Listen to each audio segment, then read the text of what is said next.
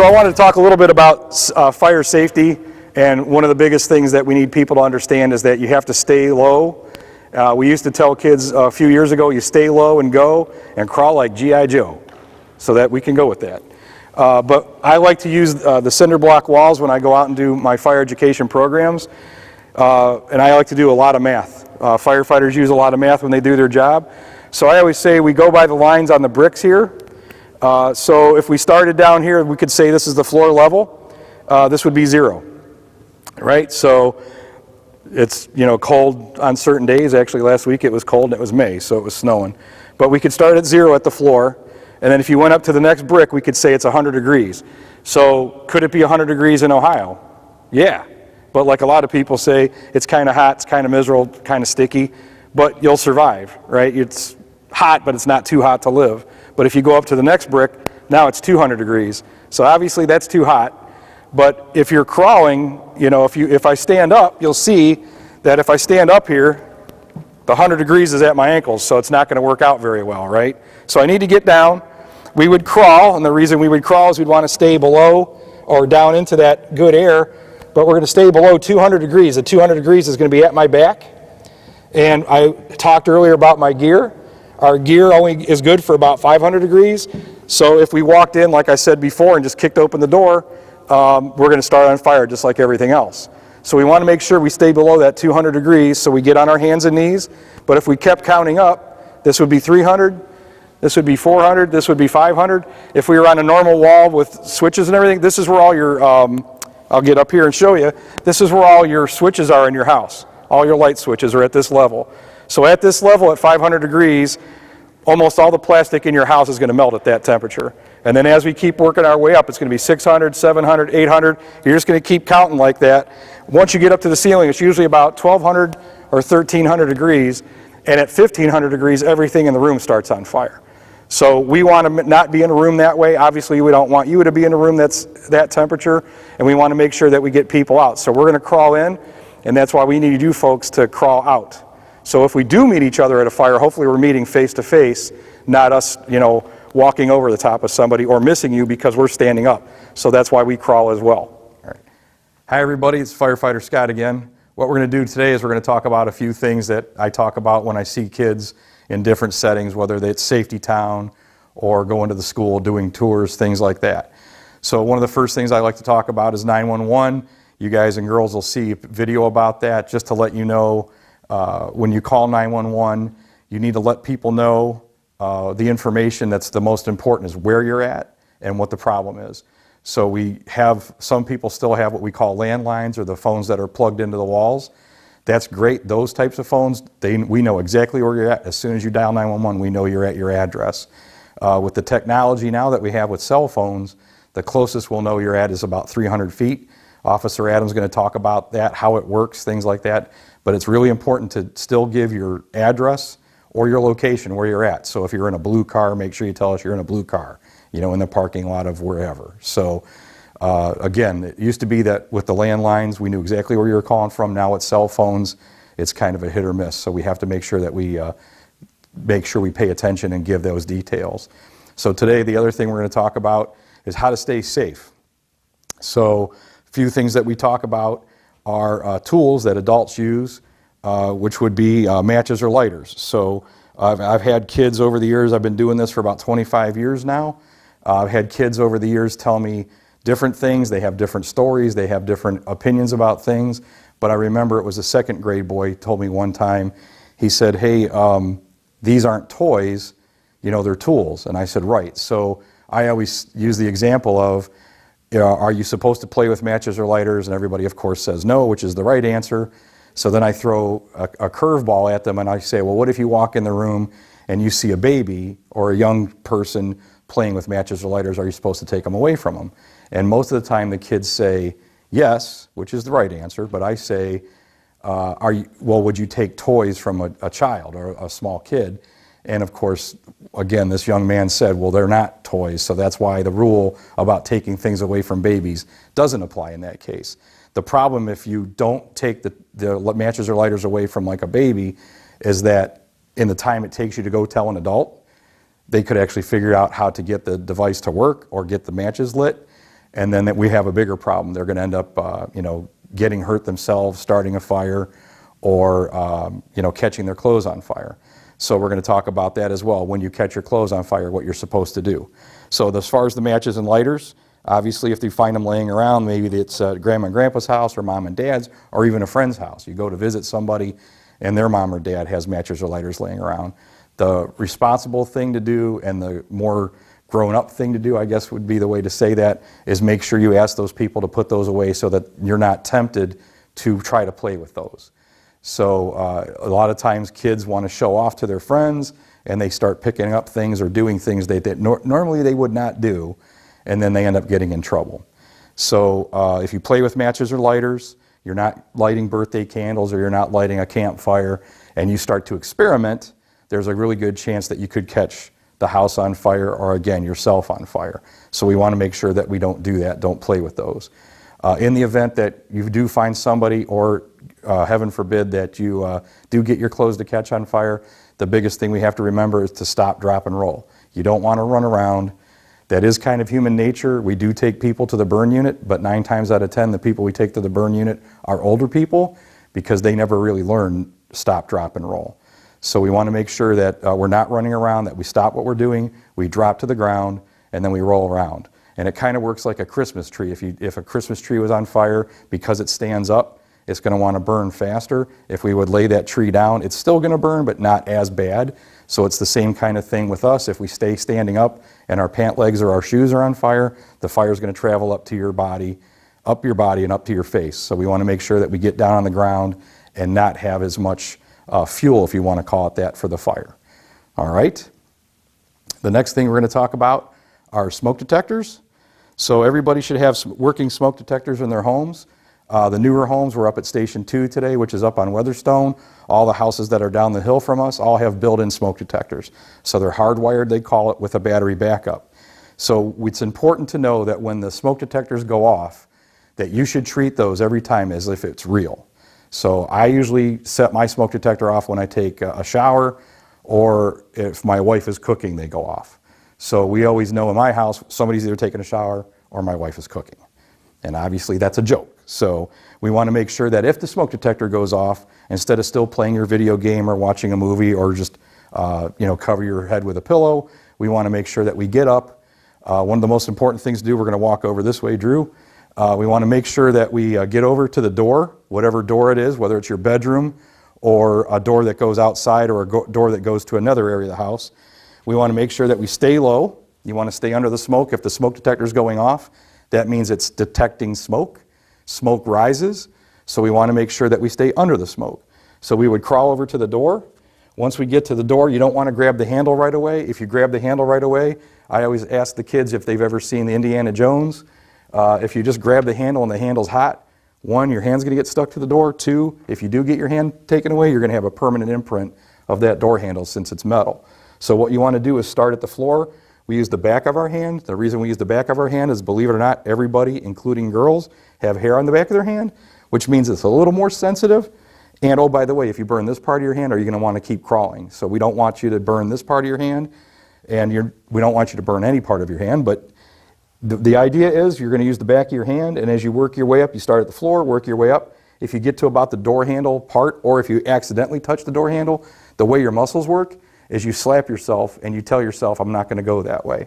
If you would just grab the door handle, the way your muscles work is it'll actually contract and stay attached to the door handle, and that's how you get burned.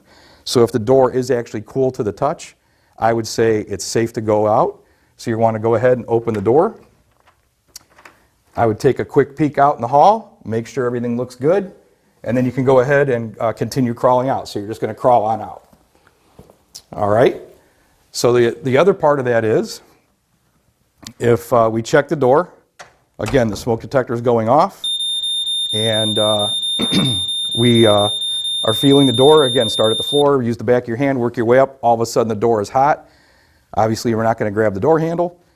So there has to be another way out of the room, right? So hopefully, everybody has a window. So we could go to the window. And what you would want to do in this case is get rid of the blinds or the curtains. Make sure you can see outside. We're on the ground floor right now. I might be able to fit out that window. I'm not sure, but we can try. But I would go out that window because I can actually almost reach out and touch the grass. That's what you want to do. The trick question or the problem would be is if we're on the second story, it's a little bit of a far jump for me or young folks to go out the window. So what you would want to do is just like I did here, open the curtains, open the drapes, get the blinds out of the way, make sure that you can see outside. And you want to be able to stand right in the middle of the window, and you can yell and scream for help when you see somebody. You could crack the window open a little bit if you see somebody walking outside, yell for help, but we want to make sure we leave the window closed. The reason you want to leave the window closed is that if the smoke truly is outside in the hallway, the smoke and fire want to come in because it wants fresh air. So if you leave the window open, some kids will tell me they're going to smash a window and jump. Again, I'm not going to smash a window. That's not a good idea. I'm definitely not going to jump if it's the second story. And I've had, again, you know what? I think it was a 3-year-old girl told me one time in a preschool that if you smash the window and jump, you'll land on the broken glass, which is very true. So girls are actually smart, believe it or not. So we want to make sure that we don't jump out on the glass or jump out the window. You don't want to leave the window open. You don't want to smash it. So if you do that, the smoke and fire is going to want to come in your room. Normally your door would hold the smoke and heat back in your house for about half an hour.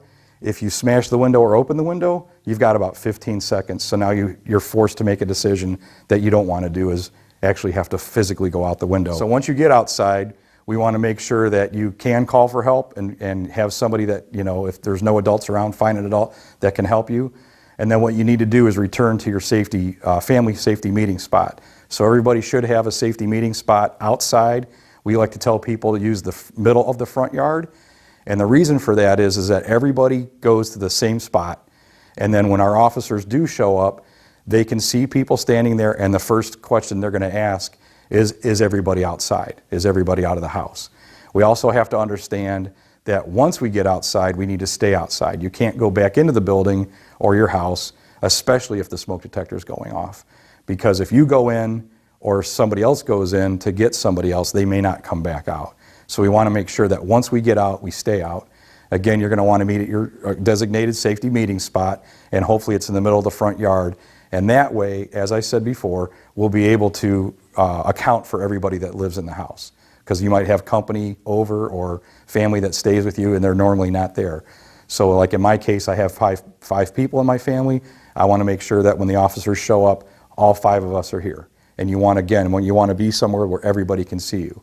So you don't want to pick something like in the backyard or something different like that. You want to try to stay where everybody can see you. And we want to make sure it's at your house, because some people said, well, I go to my grandmother's house across the street, or I go to the neighbor's house on their porch. And that's fine, but everybody has to know that's where you meet. And then obviously once the officers get there, make sure that you call out to them and let them know that you're there and that the people are out of the building. The one thing we did not go over is how the smoke detectors work. And what we'll do is talk about that. So we have an older style smoke detector. This one has a battery in it. And the battery is just a 9-volt battery that you put in. We should check your smoke detector. They have test buttons. You want to check that once a month. So it's going to be up on the ceiling. We always want these mounted on the ceilings. The higher the better. The way you check it is you push the button and it'll make a noise. All right. So a lot of kids cover their ears. A lot of kids don't like to hear that noise. That's the reason it's loud. That's the reason it doesn't sound great, is it wants to make you leave. A lot of people say, well, my mom and dad could probably sleep through that.